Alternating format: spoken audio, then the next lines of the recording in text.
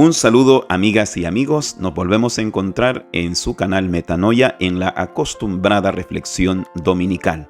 Hoy vamos a prepararnos para la celebración de la Santísima Trinidad. Posterior a Pentecostés, la liturgia de la Iglesia nos propone la celebración de la Santísima Trinidad, este gran misterio fuente de la Trinidad Santa, es que dependen todos los demás misterios. Así es que hoy vamos a tratar de reflexionar a partir de algunas claves de la Sagrada Escritura de la liturgia de la palabra de este domingo. Antes de ello, vamos a ponernos en las manos de nuestro Dios, que es Padre, que es Hijo y que también es Espíritu Santo. Decimos, en el nombre del Padre, y del Hijo, y del Espíritu Santo. Amén. Señor Dios Todopoderoso, te pedimos que nos envíes la sabiduría que te asistió cuando hacías todo cuanto existe.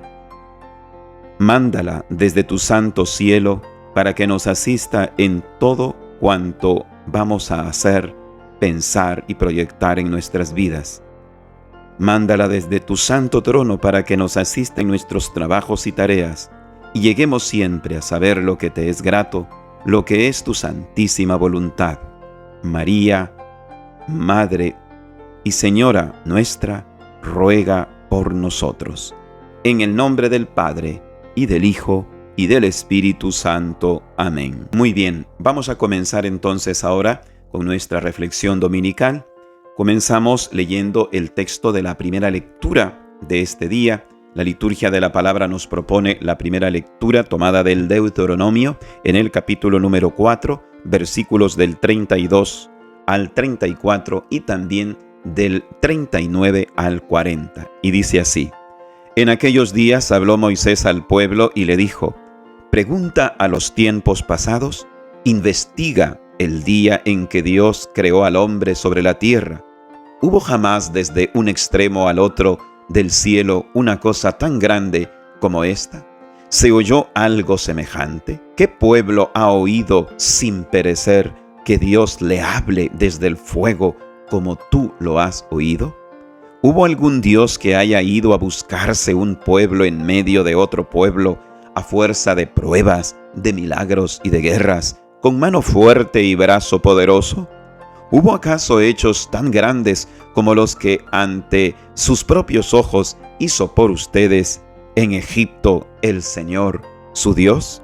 Reconoce, pues, y graba hoy en tu corazón que el Señor es el Dios del cielo y de la tierra, y que no hay otro. Cumple sus leyes y mandamientos que yo te prescribo hoy, para que seas feliz tú y tu descendencia, y para que vivas muchos años en la tierra que el Señor tu Dios te la da para siempre. Palabra de Dios, te alabamos, Señor. Esta es la primera lectura que escuchamos hoy en la liturgia de la palabra de la solemnidad de la Santísima Trinidad. Como hemos dicho, Deuteronomio en el capítulo número 4, versículos que van del 32 al 34 y también del 39 al 40. El Antiguo Testamento destaca para muchos por ser un escrito en el que se habla de Dios, de ese Dios, podríamos decir, justiciero y hasta en ocasiones vengativo, iracundo y violento. Se destaca muchas veces del Antiguo Testamento, pues, a un Dios lleno de castigo para quien no le obedece. Pareciera que esta es la única idea existente del Dios que está presente en el Antiguo Testamento, o al menos la más predominante. Sin embargo, el texto que nos ocupa ahora como primera lectura en esta solemnidad de la Santísima Trinidad, pues es Deuteronomio 4, hemos dicho, versículos del 32 al 34 y 39 al 40. Y, sin embargo, nos presenta un Dios, como lo acabamos de escuchar, cercano, con una profunda cercanía.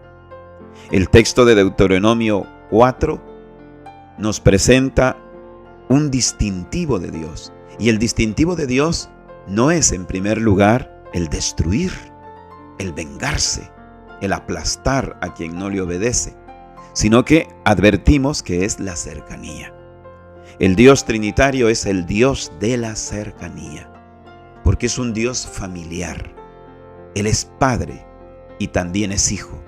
ese Espíritu Santo que es fuente, podríamos decir, de toda gracia y de todo don para aquellos que se abren a Él. Es el Dios cercano, que se hace familiar a nosotros como Padre, que se hace familiar a nosotros como hermano en el Hijo y que se hace familiar a nosotros como esa gracia profunda en nuestro interior, porque es el Espíritu Santo que nos alienta en nuestras luchas, en todo cuanto debemos vivir, que nos ilumina, que nos ayuda a discernir, que nos guía. Esta cercanía del Dios Trinidad viene apuntada en el texto de Deuteronomio capítulo número 4 a través de dos gestos muy, pero muy importantes que se revelan lingüísticamente a través de dos verbos. El primero es el hablar y el segundo es el buscar o tomar, como queramos. Consideremos primero el hablar de Dios. Dios es el Dios que habla desde el fuego, dice el texto del libro de Deuteronomio. Moisés va a ver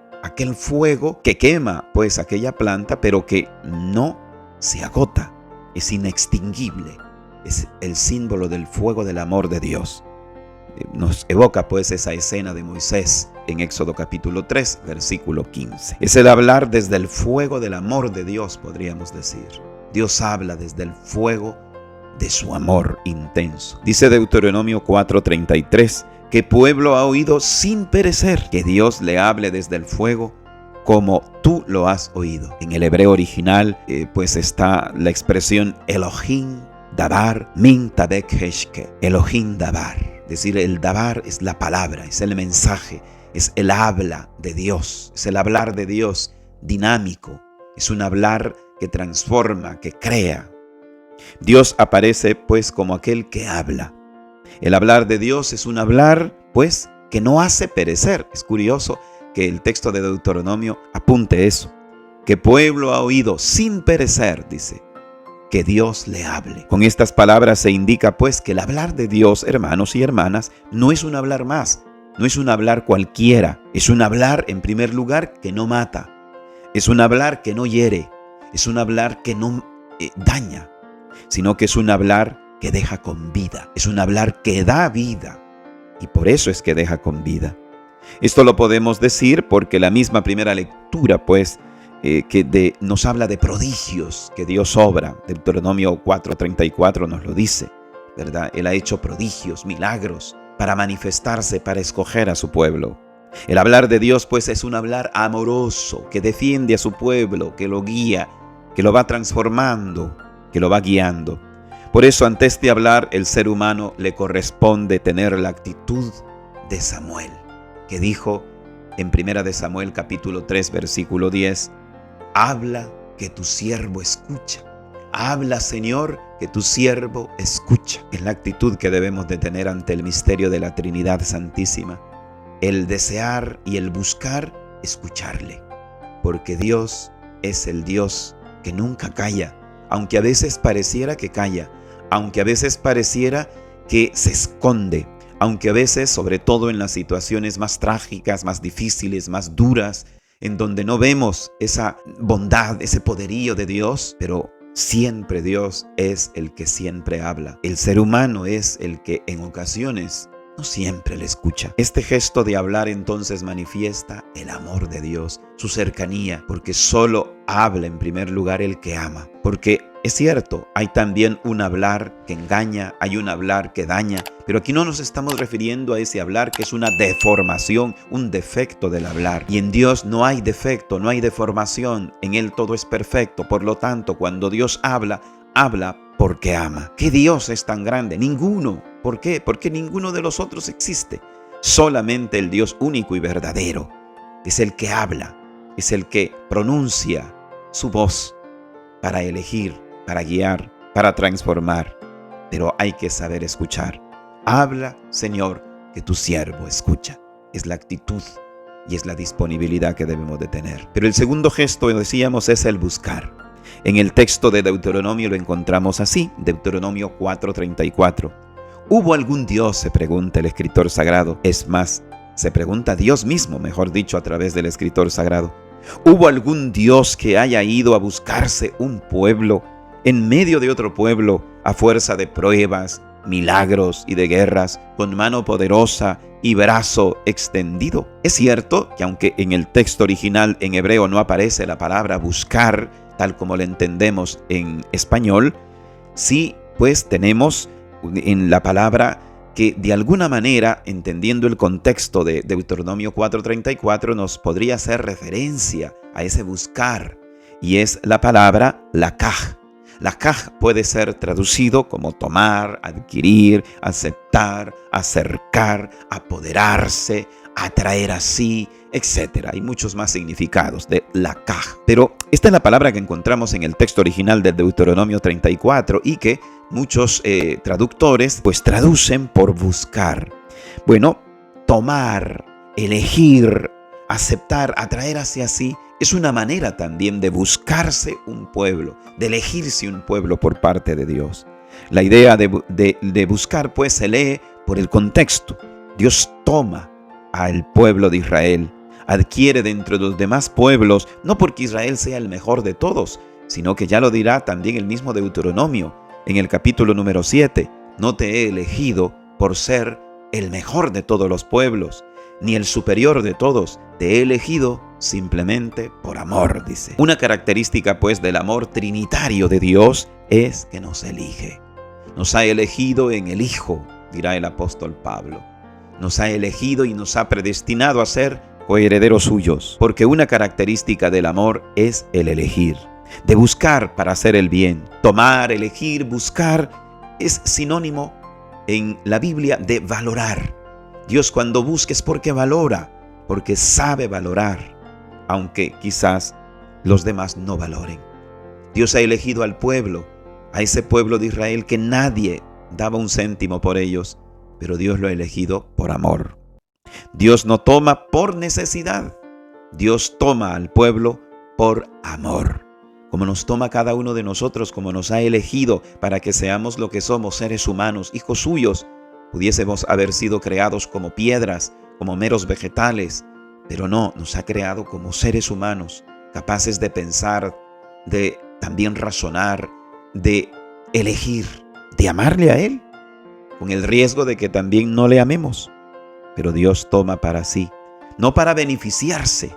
Dios busca, pero no para beneficiarse a sí mismo, sino para beneficiar al pueblo que busca, que ha elegido, y que a través de él quiere también beneficiar a los demás. Porque hay que decir una cosa, el pueblo de Israel ha sido elegido no porque sea el superior o el mejor, sino por amor de Dios, por el amor misericordioso de Dios que se ha compadecido. Los demás pueblos quizás lo miraban con desprecio, pero Dios lo ha elegido por amor. Porque el hablar de Dios y el buscar y el elegir y el tomar de Dios es por amor siempre. Y lo ha elegido no para beneficiarse, hemos dicho, sino para beneficiar a ese pueblo que es Israel y a través de él beneficiar a otros. Es lo que dirá Isaías en el capítulo número 49, versículos 3 y 6. Voy a leer el texto, Isaías 49, 3 y 6. Él me dijo: tú eres mi servidor, Israel, y por ti me daré a conocer. No vale la pena que seas mi servidor únicamente para restablecer a las tribus de Jacob o traer sus sobrevivientes a su patria. Tú serás además, ojo con esto, tú serás además una luz para las naciones, para que mi salvación llegue hasta el último extremo de la tierra. Esta es la profecía de Isaías 49, capítulo 49, versículos 3 y 6. Miren qué interesante. Israel no ha sido elegido por Dios solamente para salvarse a él mismo, sino para, a través de él, que la salvación llegue hasta los confines de la tierra, para que sea luz de las naciones, pues. Esto es lo que hace Dios cuando busca, cuando elige, cuando toma. Dios no toma un pueblo para hacerlo superior a los demás, sino para hacerlo servidor de los demás. Hay un autor francés, Michel Habaut, que tiene un texto titulado Dios te llama por tu nombre, que dice: si Dios entabló un diálogo privilegiado con Israel, no fue para convertirlo en un pueblo superior a los otros, en el sentido negativo, o en una élite privilegiada, sino para ser un pueblo testigo de su designio de amor y de su llamada universales. Entonces el pueblo de Israel no es para sentirse superior a los demás o para considerarse que pues es mejor y por eso puede aplastar a los demás pueblos. No, sino para servirlos, para llevarlos al Dios verdadero, al único Dios verdadero, porque Dios eso es lo que quiere. Entonces, con esto se nos manifiesta un Dios que habla, porque habla porque ama. Cuando Dios calla, de hecho, en el Antiguo Testamento se consideraba que cuando Dios callaba, cuando no enviaba profetas, eso era una maldición. El silencio tiene esa doble connotación en la Biblia. Una connotación positiva, que es el momento, el lugar de encuentro con Dios. El silencio sonoro, por ejemplo, del que nos habla el libro de los Reyes. Cuando el profeta Elías se encuentra con Dios, no lo encontró más que en un silencio sonoro, dice el texto. Bueno, en el suave susurro, dicen otros traductores. Bueno, ese silencio es el positivo, pero hay otro silencio. El silencio cuando Dios no habla a través de sus profetas, cuando no envía profetas. Ese es un silencio fruto de la desobediencia del hombre, pero que manifiesta la maldición, la ausencia de la palabra de Dios. Esto también provoca una profunda desorientación, porque Dios cuando habla, habla por amor. Dios cuando busca, busca por amor. Hoy podríamos preguntarnos, ¿cómo es nuestro hablar? ¿Es un hablar que daña? ¿Es un hablar que edifica, construye? ¿Cómo es nuestra búsqueda? ¿Por qué buscamos a los demás? ¿Buscamos para hacerles el bien? ¿Buscamos para sanarles sus heridas? ¿Buscamos para edificarlos? ¿O solamente para aprovecharnos de ellos? Para que hagan lo que queremos nada más de modo egoísta. Bueno, ahí tenemos para nuestra consideración. La segunda lectura está tomada en esta solemnidad de Romanos capítulo 8 versículos del 14 al 17.